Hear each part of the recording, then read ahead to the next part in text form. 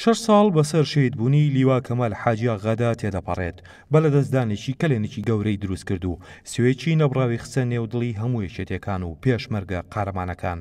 شەهید لیوا کەمال حاجی خدر ناسراو بە کەمالی حاجی ئاغا لە ساڵی 1956 لە گوندی ئینەی قەزای چۆمان لە بنەماڵێکی نیشتیمان پەروەر لە بناری کۆدەی باڵەکایەتی لەدایک بووە. ساڵی 1975 کاتێک یەکێتی بوو بە هێزی پێشەنگی شۆڕشی چەکداری و بە سرودی مەشغەڵانی شۆڕشی نوێوە سەدان لاوی خوێنگەرم و قارەمانانی بانکێشتی ناو کاروانی پڕئێش و ئازاری خەبات کرد.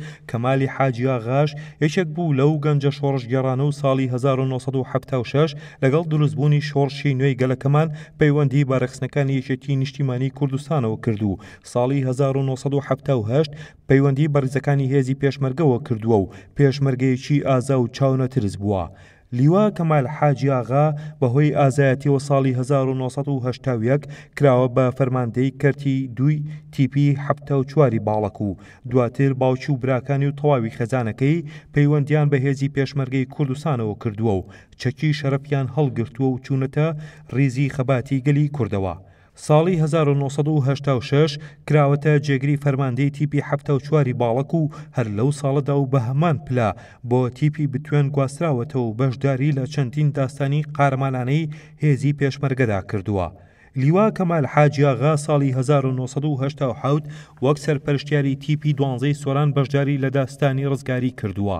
لە گوندی بلەی دۆڵی مەلەکان تەواوی خێزانەکەی بەرچیمیای بارانی ڕژێمی بەعسی ڕووخاو کەوتون. لیوا کەمال حاجی ئاغا ڕۆڵێکی باڵای هەبووە لە ڕاپەڕینە مەزنەکەی کوردستان و لە ژیانی پێشمەرگایەتیدا چەندین جار بە خەستی بریندار بووە. ساڵی 1997 بە بڕیاری سەرۆک مام جەلال کراوەتە سەرلەشکری باڵک و ساڵی 2003 ڕۆڵێکی بەرچاوی هەبووە لەوە دەرنانی تیرۆستانی جوندی ئیسلام و ئەنسار ئیسلام. ساڵی 2005 بۆتە فەرماندەی لیوای بتوێن.